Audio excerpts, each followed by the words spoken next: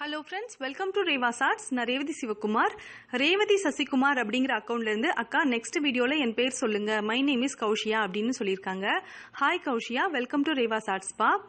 அதுக்கப்புறம் வினிதா வி அப்படிங்கிற அக்கவுண்ட்ல இருந்து anti super please upload clay craft அப்படின்னு கேட்டிருக்காங்க. இன்னைக்கு நம்ம பார்க்க போறது கிளே கிராஃப்ட் தாங்க. கிளேலேயே இமோஜி மேக்னெட் எப்படி ரெடி பண்றதுன்னு தான் பார்க்க போறோம். இது செய்யறது ரொம்பவே ஈஸி. சின்ன பசங்க கூட ரொம்பவே ஈஸியாக செஞ்சிருவாங்க. இதை வாங்க இப்போ வீடியோ பார்க்கலாம். இது செய்கிறதுக்காக நான் சோப் கிளே எடுத்து வச்சுருக்கேன். சோப் கிளே அல்லது ஏர் ட்ரை கிளே அல்லது கார்ட்போர்ட் கிளே அல்லது பேப்பர் கிளே, இப்படி எந்த கிளேல வேணாலும் நீங்கள் இந்த இமோஜி மேக்னெட்டை செஞ்சுக்கலாம். அதுக்கப்புறம் மேக்னெட் நம்மளுக்கு தேவைப்படும். நான் ஒரு 3 பீஸ் அளவுக்கு மேக்னெட் இருந்தது, அதை வச்சு தான் செய்ய போகிறேன். அதுக்கப்புறம் ஜிம்கா மோல்டு எடுத்து வச்சிருக்கேன். இதில் ஜஸ்ட் நான் மெஷர் பண்ணுறதுக்காக தான் இந்த ஜிம்கா மோல்டு எடுத்து வச்சிருக்கேன். எந்த சைஸில் உங்களுக்கு இந்த மேக்னெட் தேவைப்படுதோ அந்த சைஸ்க்கு ஜிம்கா மோல்டு எடுத்துட்டு அதில் நீங்கள் மெஷர் பண்ணிக்கோங்க. இப்போ நம்ம மெஷர் பண்ணதை நம்ம வெளியில் எடுத்துடலாம். வெளியில் எடுத்துட்டு நம்ம இதை நல்லா மிக்ஸ் பண்ணணும். ஏன்னா நம்ம மெஷர் பண்ணுறதுக்காக சும்மா ரஃப்பாக தான் அப்படியே வச்சுருந்தோம். இமோஜி செய்யறதுக்கு முன்னாடி இதை கொஞ்சமா தண்ணி தொட்டுட்டு இந்த கிளேவை நல்லா மிக்ஸ் பண்ணிக்கோங்க. இது நல்லா மிக்ஸ் பண்ணிட்டு இது ஒரு சின்ன சைஸ் பால் மாதிரி நீங்க ரோல் பண்ணி எடுத்துக்கோங்க.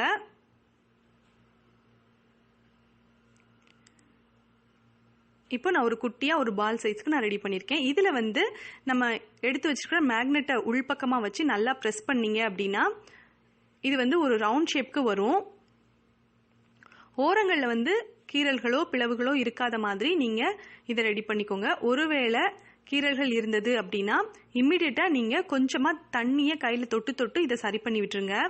ஏன்னா இது ட்ரை ஆனதுக்கு அப்புறம் இந்த கீறல்கள் இருந்தது அப்படின்னா அது ரொம்ப பெருசாயிடும், அப்புறம் நம்ம யூஸ் பண்ண முடியாது.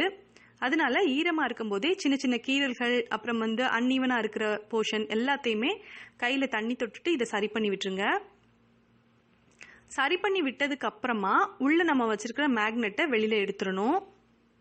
வெளியில எடுத்துட்டு இதை நல்லா காய வச்சிடலாம். நான் இன்னைக்கு 3 மேக்னெட் தான் செய்ய போறேன்.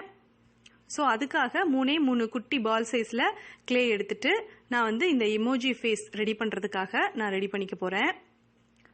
இப்போ உள்பக்கமா வச்சிருக்கிற மேக்னெட்டை நம்ம வெளியில எடுத்துடலாம்.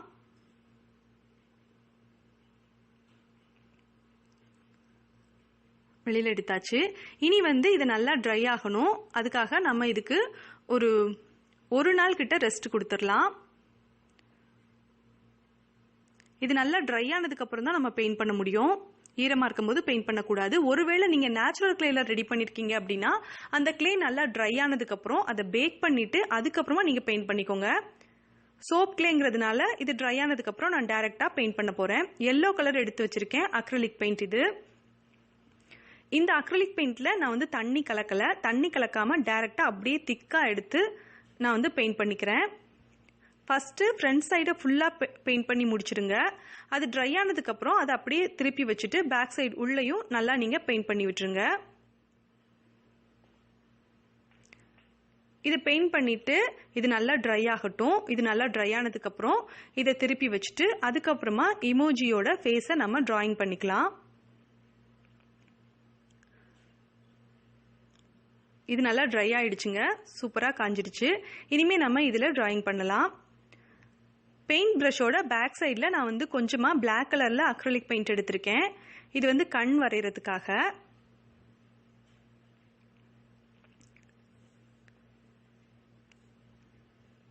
இது ஸ்மைல் பண்ற மாதிரி நான் வரைஞ்சுக்கிறேன்.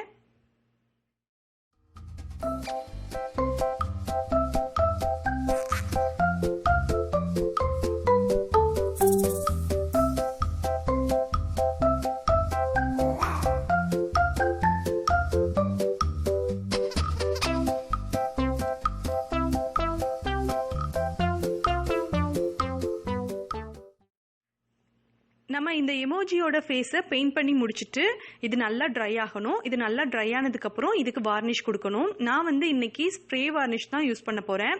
ஒருவேளை பாட்டிலில் இருக்கிற வார்னிஷ் நீங்க எடுக்கிறீங்க அப்படின்னா அதை பிரஷ்ல எடுத்து ஃபுல்லா அப்ளை பண்ணிருங்க. அது ட்ரை ஆனதுக்கு அப்புறமா நம்ம இதுக்கு பின்னாடி நம்ம மேக்னெட் ஒட்டிக்கலாம். மேக்னெட் ஒட்டுறதுக்கு நீங்கள் வந்து ஃபெவிக்விக் அல்லது சூப்பர் க்ளூ அல்லது ஃபெவிபாண்ட் அல்லது ஹார்ட் க்ளூ கன் கூட யூஸ் பண்ணிக்கலாங்க. அது உங்களோட விருப்பத்தை பொறுத்தது தான். இப்போ ரெண்டாவது இமோஜி நம்ம பெயிண்ட் பண்ணி முடிச்சாச்சு. அதுக்கப்புறமா மூணாவது இமோஜி நான் வந்து சன்கிளாஸ் போட்டுக்கிற மாதிரி பெயிண்ட் பண்ணிக்கிறேன்.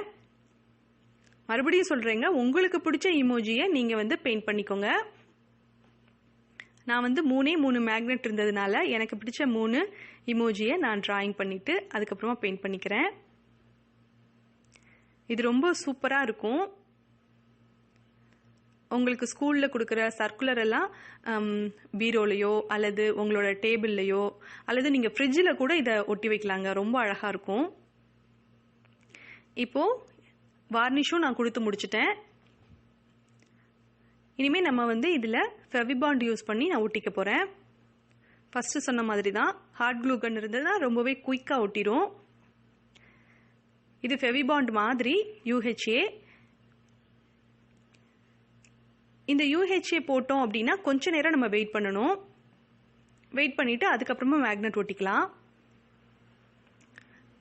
இது அப்படியே ஃபெவிபாண்ட் மாதிரி தான், சூப்பராக ஸ்டிக் ஆகும்.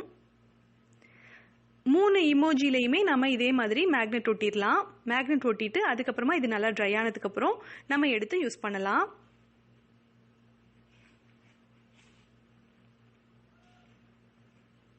ஃபெவிகால் இருந்ததுன்னா ஃபெவிகால் கூட நீங்கள் யூஸ் பண்ணிக்கலாங்க.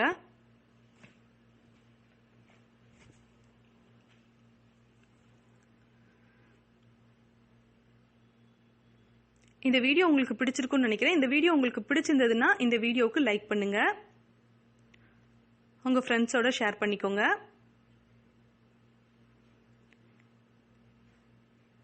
நீங்கள் இப்போ தான் ஃபஸ்ட் டைம் ரேவாஸ் ஆர்ட்ஸ் பார்க்குறீங்கன்னா என்னோட சேனலை சப்ஸ்கிரைப் பண்ணிவிட்டு அப்படியே பக்கத்தில் இருக்க பெல் ஐக்கானையும் கிளிக் பண்ணிடுங்க. இப்போ 3 ஆப்ஷன் வரும். இதில் நீங்கள் ஆல்ங்கிற ஆப்ஷனை கிளிக் பண்ணிடுங்க. அப்போ தான் நான் அடுத்தடுத்து போடுற புது புது வீடியோக்களோட நோட்டிஃபிகேஷன் எல்லாமே உங்களுக்கு வரும். நீங்கள் எல்லா வீடியோவையுமே மிஸ் பண்ணாமல் பார்க்கலாம். இப்போ வந்து நான் வந்து சும்மா எங்கள் பாப்பாவோட ஃபோட்டோ எடுத்துகிட்டு இது எப்படி ஸ்டிக் ஆகுது அப்படின்னு நான் பார்க்குறதுக்காக வச்சுருக்கேன்.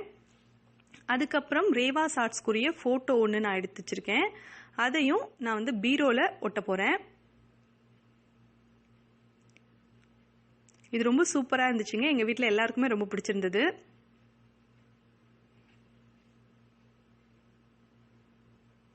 நீங்களும் ட்ரை பண்ணி பாருங்கள். ட்ரை பண்ணி பார்த்துட்டு உங்களுக்கு இது எப்படி வந்திருந்துச்சு அப்படின்னு உங்களோட கமெண்ட்ஸை மறக்காமல் வந்து என்னோட கமெண்ட் செக்ஷனில் போஸ்ட் பண்ணுங்கள்.